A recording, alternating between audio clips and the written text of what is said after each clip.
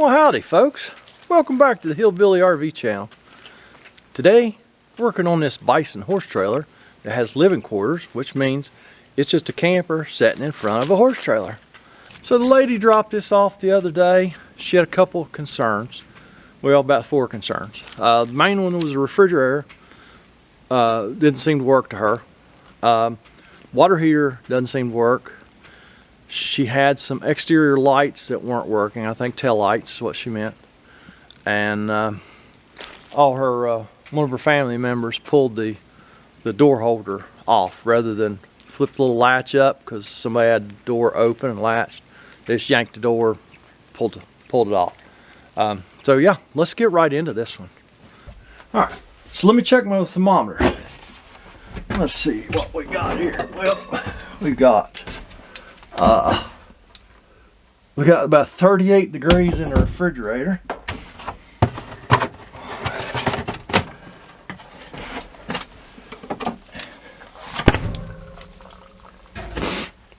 And she could be right. It's only about 20 something in the freezer. So yeah, it's not working very well. So yeah, that sounds like it's probably a control issue to me. So what we're going to have to do is hotwire that refrigerator one day when we can be around here for 6 or 7 hours and test that refrigerator. So that's going to need more testing.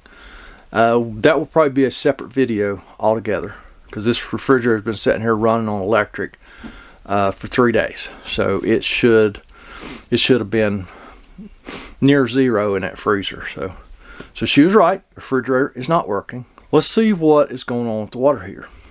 So I came out here and I looked at this plug, and that plug does not look to me like it's been out of there for years.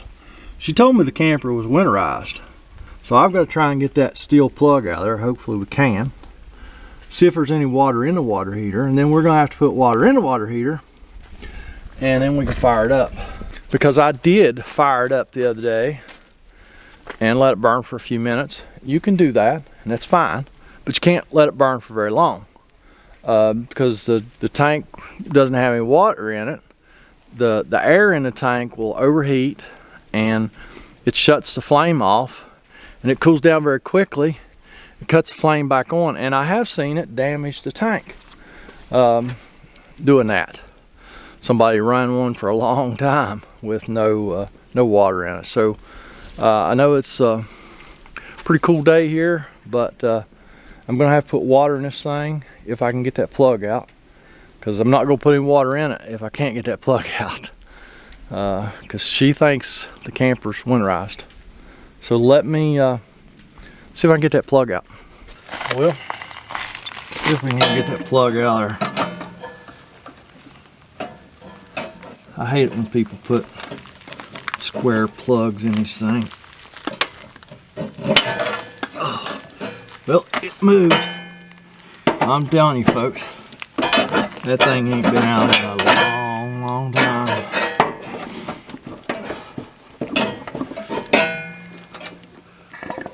It's got water in it.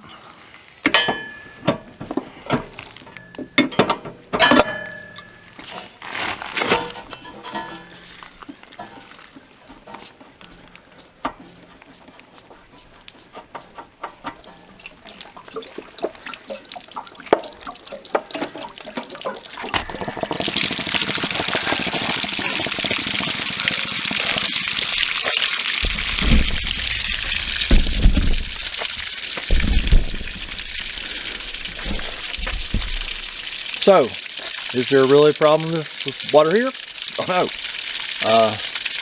Now that I know we can get the water out of it, I'm going to hook my water hose up to this thing, pressurize the system, which means I'll have to actually winterize it, because I see no evidence of this thing being winterized. We'll fill that water heater up, we'll let it burn, and see how long it burns. Alright, change plans. I'm just going to put a little bit of water in the fresh water tank and do that. Let's find the pump and make sure all that looks intact so we can do that. It's right here under this couch. So we look in here, and the good thing is there's actually evidence that this thing might have been winterized. The tank drain is open. Let's close it. The winterizing hose is open. Let's close it. The water from the tank to the pump is closed. Let's open that. Then I'll put a little water in the freshwater tank, use the water pump to pressurize the system, and then we'll try this water heater for a while. So let me put some water in this thing. Water heater's full of water. We'll go cut it on. Y'all see if it lights.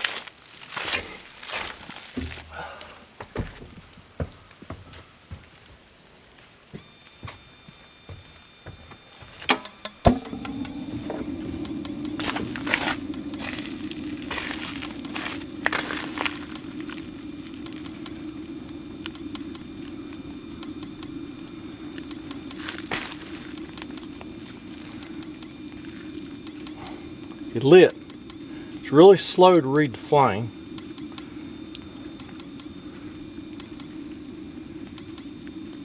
But if it does like it did the other day, it eventually does read the flame. It's getting closer. Okay, so it finally read the flame. I started my chronograph, stopwatch, and we're just gonna see how long it burns and see if it makes hot water.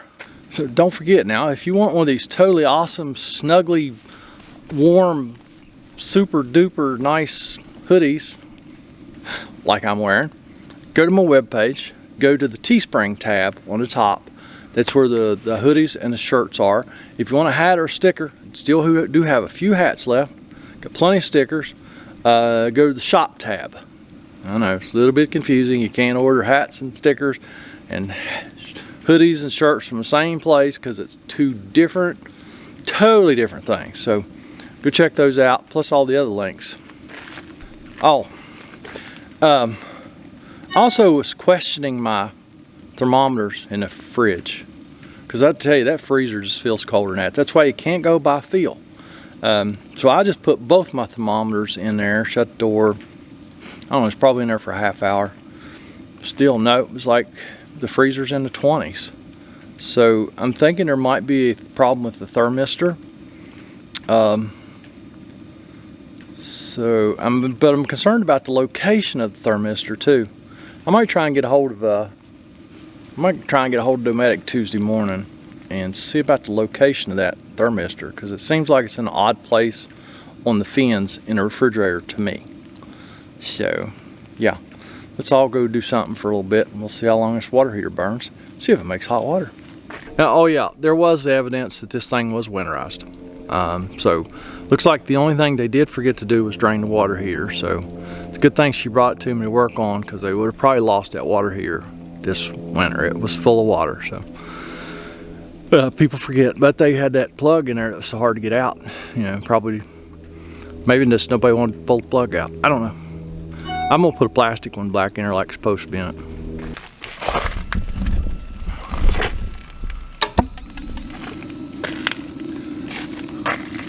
Well, this water heater burnt for probably 20 minutes non-stop, and then guess what? It started short cycling. It's done it once naturally. I can make it happen just by touching this. This is a thermal device here.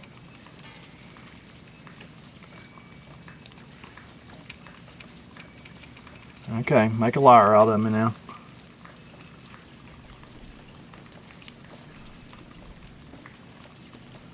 I was just touching this a while ago and it would go on, go off.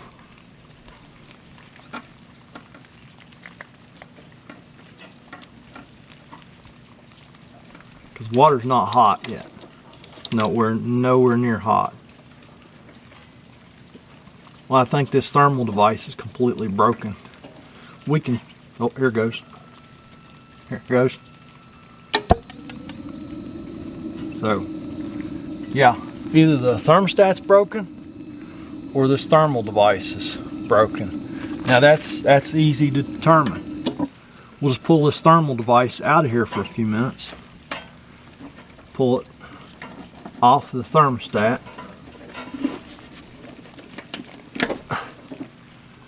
There's our thermal device. It's got a name, I forget what it is. We'll just hook this wire straight to the thermostat. Now I have no problem running that like this for a little bit because what this is, it's a device. It's right over, you'll notice it was right over top where the flame's at. If for some reason the flue gets obstructed or inside the water heater gets obstructed by bee's nest or whatever, the heat will come out in the wrong place. It will overheat this, cut the gas off. Thing is really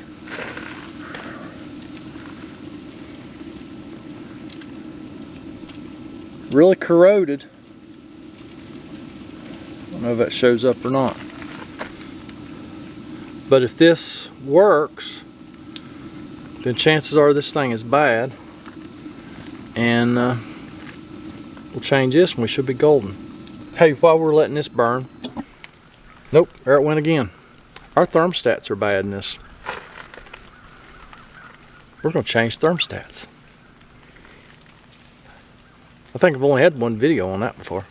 This is one of those things that's hard to film, but it's easy to do.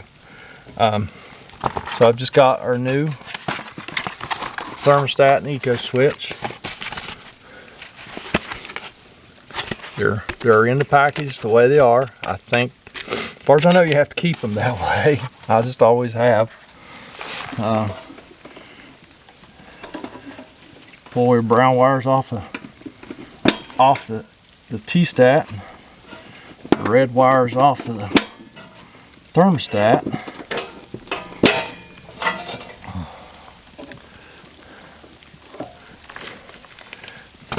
And then you have to peel this foam off here as best you can. There ain't no secret sauce that you can use to do this with. Just get it off there.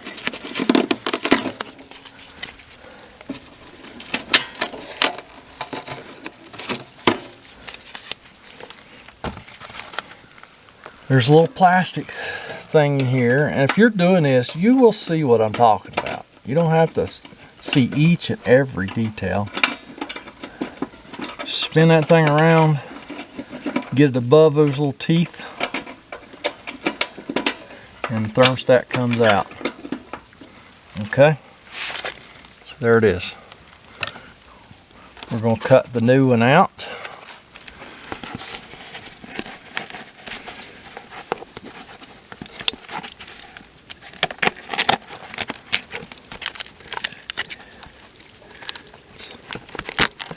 It already has the spring and the little plastic doodad that holds it together. So you just put that back in the hole. Put the plastic thing under. You can put it under 2 tabs, and then spin it around. Get it under that last tab, like so, and voila, it is installed. We move to the next one. Yeah, you could probably just rip these things out, but I try not to go full grill on things. And there is the eco switch. And yes, the eco switch is probably fine, but they probably come in a set for a reason. I have to get the water system done today. That's why I want to get this, get this water here done. This is the only thing I have to do in the water system, because I've got to get this thing re-winterized before tonight. I do not want to have it freezing up on my watch.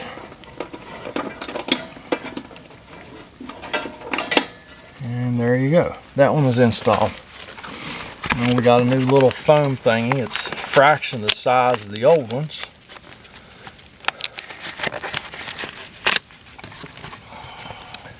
It's self-adhesive.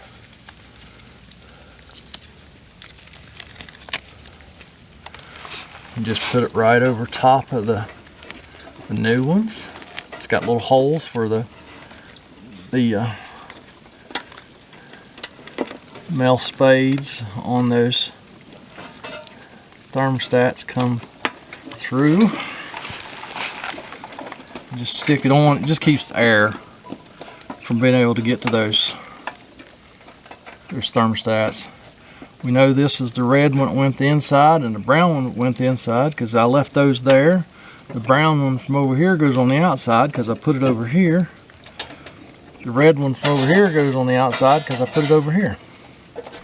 Now, go turn it back on. Let's see how long it runs now. I'll reset my watch. I'm gonna go ahead and put that thermal device back in there too. Because I think it's fine. Even though it looked a little rough. You know what?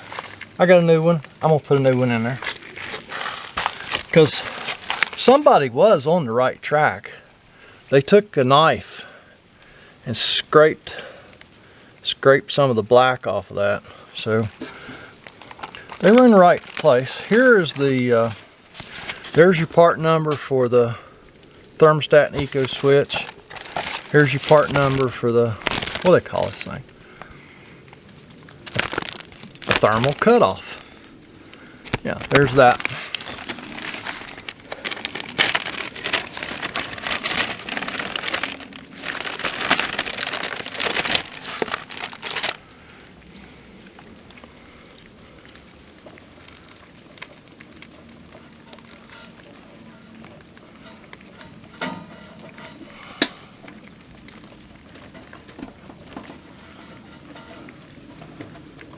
All right, now I'm gonna go cut it back on.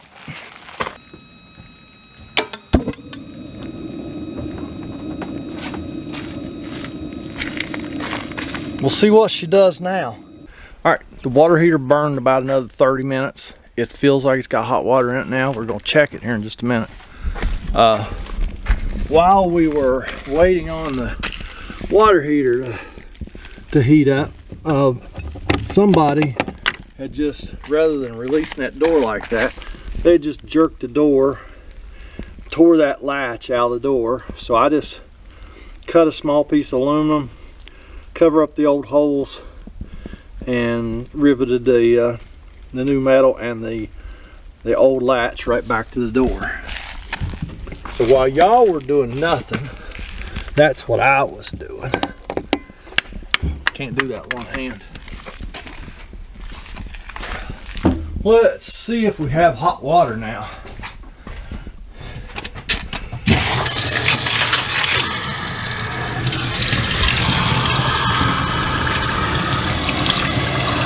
Oh yeah. Y'all see that? Oh yeah. Yeah, you gotta love camper water here. 120 degrees and still climbing. So, okay. So that fixed the water heater. The fridge, the jury's still out on it. I unplugged the thermistor off the board, which I did not show. And I'm gonna have to come back. You don't want to let that run more than about 6 hours. So I'm pretty sure that should make that refrigerator just run wide open. It's on electric. And like I said, let it run for about 6 hours and then read your temperatures. If you're cold in, which the fridge was fine, it was below 40, but the freezer was not cold.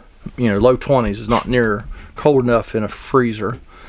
So after 6 hours, if the temperature in the freezer is like 0 or less, then we know the cooling unit's good, so the refrigerator is basically good. So we'll probably have a bad thermistor or a bad board. So that's going to be it on this one. So don't y'all have a bad board? Get down in that comment section. Leave me a comment, criticism, a concern. I got other things to do this, but they're going to be separate videos. So that's it for today. I'm losing my light. I got to get this thing winterized. Y'all have a fantastic day.